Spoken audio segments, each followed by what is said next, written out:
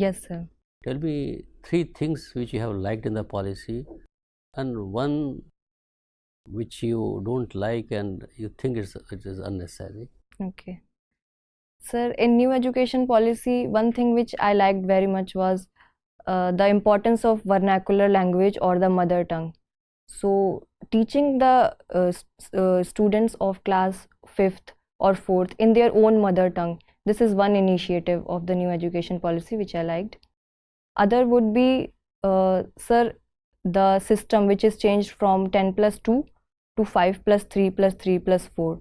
That system I like because assessment at each level would be good in this way. And then, sir, another thing about new education policy, sir, the dual degree thing. I like the dual degree thing because, for example, if there is a student of science, but then he wants to pursue some part-time courses in a foreign language, maybe, so he can do that also. So I like this. One thing which you really didn't appreciate? Oh, You can't think of anything. sir, no, sir.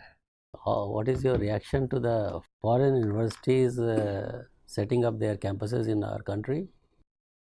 Sir, that is a very good initiative, I think.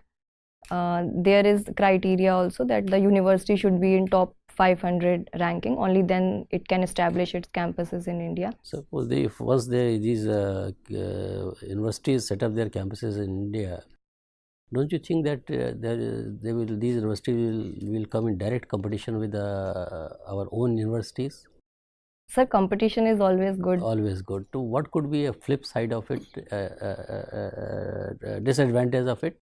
Just one reason. Sir, one could be that Indian university could not cope up with the competition which is provided by the foreign university. But sir, I don't think that would be the case because we will always aspire to be the best, and so there would be a healthy competition.